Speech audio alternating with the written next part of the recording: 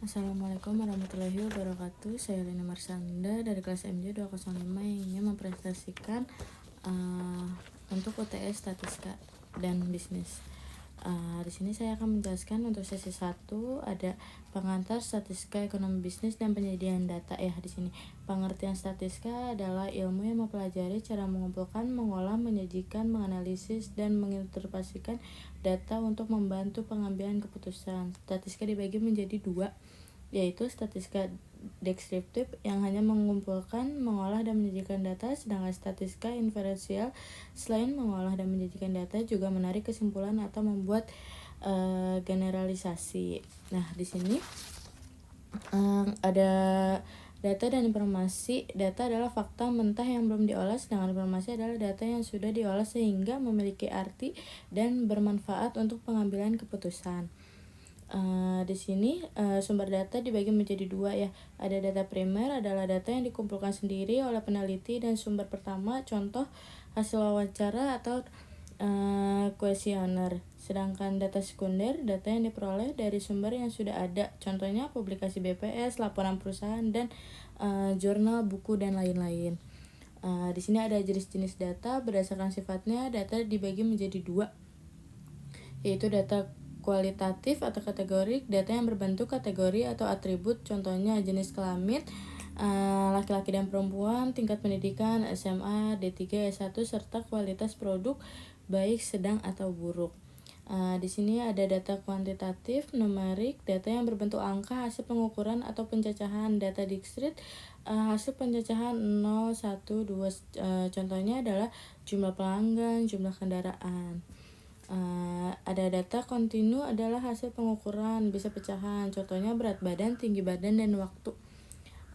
Di sini ada skala pengukuran data. Skala pengukuran data menunjukkan tingkat informasi yang dimiliki data. Ada skala nominal, skala ordinal, interval, dan ratio. Skala nominal hanya membedakan kategori, contohnya jenis kelamin, laki-laki, ada perempuan.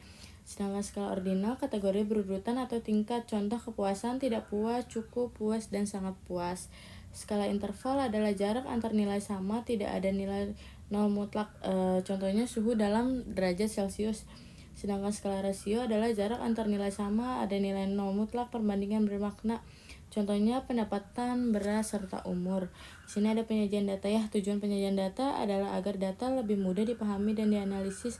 Penyajian dalam bentuk tabel. Di sini kita ada contoh bentuk tabel. Ada di sini ada penyajian dalam bentuk grafiknya, ada diagram batang, diagram garis, serta diagram lingkaran dan histogram ya. Sekian. Ada tujuh tahapan dalam statistika. Ada pengumpulan data, pengolahan data, penyajian data, analisis data, serta interpretasi dan pengambilan keputusan. Di sini ada ininya ya, ada data mentah, diolah, disajikan, dianalisis, serta keputusan atau kesimpulan. Di sini populasi dan sampel. Ada populasi adalah seluruh elemen yang menjadi objek penelitian, serta sampel sebagian elemen dari populasi yang dipilih untuk mewakili populasi. Teknik pengambilan sampel ada 5: sampel anak, sampel acak sederhana, sampel sistematis, serta sampel stratifikasi, serta klaster dan purposif. Catatan pentingnya, statistika digunakan dalam berbagai bidang, khususnya ekonomi dan bisnis, untuk memahami fenomena, membuat perencanaan, dan mendukung keputusan yang tepat. Sekian dari sesi 1 saya. Kita lanjut ke sesi 2 ya. Sesi 2 ada pemusatan data. Pengertian pemusatan data adalah nilai tunggal yang mewakili sekumpulan data dan menunjukkan pusat dari distribusi data. Ukuran pemusatan yang umum digunakan ada 3, ada min, rata-rata hitung, median, nilai tengah, serta modus, nilai yang paling sering muncul. Di sini ada min, rata-rata hitung, data tidak berkelompok, rata-rata tidak dihitung, sama dengan ini ya. Di sini kita ada contoh rumusnya, serta median, nilai tengah, atau data tidak berkelompok. Urutan data dari kecil ke besar. Jika n ganjil, mi data ke n plus 1/2. Jika n genap, mi data ke n per 2 dan data ke n per 2 tambah 1/2. Contohnya Ada di sini ya. Di sini kita ada modus nilai yang paling sering muncul atau data tidak berkelompok. Modus adalah nilai yang frekuensinya paling besar. Contoh 2, 3, 3, 5, 7, 3, 8, 5, 3. Nah, yang paling sering muncul di sini ada angka 3 ya, muncul 4 kali. Sedangkan data berkelompoknya ada tepi bawah kelas modus ditambah selisih freak kelas modus dengan freak kelas sebelumnya per selisih freak per selisih kelas modus dengan freak kelas sesudahnya ya, ada di kali panjang kelas juga. Di sini ada contohnya ya.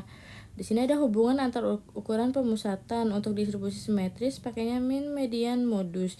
Jika distribusi menceng ke kanan positif, modus lebih besar median, min. Jika distribusi menang ke kiri ada min, median, modus. Di sini ada contoh-contohnya ya. Simetris, menceng ke kanan dan menceng ke kiri. Catatan pentingnya, min menggunakan seluruh nilai data sehingga peka terhadap nilai ekstrim atau outlier. Median tidak dipengaruhi nilai ekstrim, cocok untuk data dengan outlier. Sedangkan modus dapat lebih dari satu jika ada beberapa nilai dengan frekuensi tertinggi. Pilih ukuran pemusatan sesuai tujuan analisis dan karakteristik data. Ingat, pilih ukuran pemusatan yang paling mewakili sesuai bentuk distribusi dan data. Kita lanjut ke 3 ya. Di sini ada ukuran pemusatan. Di sini ada ukuran pemusatan adalah nilai tunggal yang mewakili sekumpulan data dan menunjukkan pusat dari distribusi data. Tujuannya untuk melihat nilai tipikal atau nilai yang mewakili keseluruhan data. Di sini ada jenis-jenis ukuran pemusatan adalah min, rata-rata itu, median nilai tengah, serta modus nilai yang paling sering muncul. Yang ketiga, di sini ada contohnya juga ya. Ada contoh yang kayak tadi, serta 4 median juga sama, nilai tepi bawah kelas median, banyak data, frekuensi kumulatif sebelum kelas median, serta frekuensi kelas median dan panjang kelas. 6. Ada hubungan dan perbandingan distribusi simetris, serta min dipengaruhi oleh semua nilai data sehingga sensitif terhadap nilai ekstrim. Median tidak dipengaruhi nilai ekstrim ya, sedangkan modus dapat lebih dari satu jika ada beberapa nilai dengan frekuensi tertinggi. Rumus cepatnya ada min adalah jumlah data yang dibagi banyak data, sedangkan median nilai tengah yang telah diurutkan, serta modus nilai dengan frekuensi terbesar. Di sini kita ada sesi 4 ya, ukuran penyebaran. Di sini ada pengertian ukuran penyebaran adalah ukuran yang menunjukkan seberapa jauh data menyebar atau bervariasi dari nilai pusat, min, median, dan tersebut. Di sini ada tujuannya untuk mengetahui tingkat variasi data, menilai konsistensi atau kehogenenan data, membandingkan penyebaran antar kelompok data. Di sini ada jenis-jenis ukuran penyebaran ya. Di sini ada jangkauan atau range, jangkauan kuartil, simpangan rata-rata, mean, deviation, variance, ada simpangan baku, standar deviasi, serta koefisien variasi. Di sini ada semakin besar nilai ukuran penyebaran, semakin bervariasi data tersebut. Di sini ada jangkauan range-nya. Di sini ada keterangan Nmax nilai maksimum serta Xmin nilai minimum. Mudah dihitung tetapi hanya memperhitungkan nilai ekstrim. Ada jangkauan kuartil, rumusnya ada Q3 dikurang Q1, kuartil atas dan kuartil bawah. Kuartil atas 75%, sedangkan kuartil bawah 25%. Tidak dipengaruhi oleh nilai ekstrim, lebih representatif. Di sini ada simpangan rata-rata, mean deviation. Di sini ada nilai data ke I, rata-rata hitung banyak data, rata-rata dari nilai absolut, selisih data terhadap rata-ratanya. Di sini ada contoh-contohnya ya. Ada variance, keterangannya nilai data ke I, rata-rata hitung banyak data, mengukur rata-rata kuadrat, selisih data terhadap rata-ratanya. Sedangkan simpangan baku atau standar deviasi adalah nilai data ke I, rata-rata hitung banyak data, akar kuadrat ini dari variance satuan sama dengan data asal. Sedangkan koefisien variasi Di sini ada koefisien variasi sama dengan keterangannya S simpangan baku, X rata-rata hitung digunakan untuk membandingkan tingkat variasi antar data dengan satuan atau rata-rata berbeda. Semakin kecil CV, semakin baik atau lebih homogen. Di sini kita ada sesi 5 ya. Ada skewness dan kurtosis. Di sini pengertiannya, skewness mengukur derajat kemencengan ketidaksimetrian distribusi data terhadap distribusi normal. Di sini ada kurtosis mengukur derajat keruncingan atau kepuncakan distribusi data dibandingkan distribusi normal. Di sini ada skewness atau kemencengan ya, mengukur simetri distribusi data, rumus koefisien skewness Pearson. Di sini ada interpretasi SK sama dengan 0 menceng ke kanan positif, sedangkan SK sama dengan 0 simetris, SK kurang lebih menceng ke kiri atau negatif. Di sini ada contoh-contohnya ya. Di sini ada kurtosis atau keruncingan, mengukur keruncingan atau kepuncakan distribusi data dibanding distribusi normal. Rumus koefisien kurtosis ada K sama dengan 3 leptokurtik lebih runcing dari normal, sedangkan mesokurtik sama dengan normal, sedangkan platikurtik lebih datar dari normal. Nilai rata-rata KI, rata-rata hitung, simpangan baku dan banyaknya data. Di sini juga ada contohnya ya. Sedangkan kurtosis atau ekses kurtosis adalah sering digunakan ekses dengan rumus leptokurtik, mesokurtik, platikurtik. Kaitan dengan bentuk distribusi adalah positif tail lebih panjang, skewness positif, sedangkan negatif tail lebih panjang, skewness negatif, sedangkan puncak tinggi dan sempit, leptokurtik, sedangkan puncak rendah dan datar, platikurtik.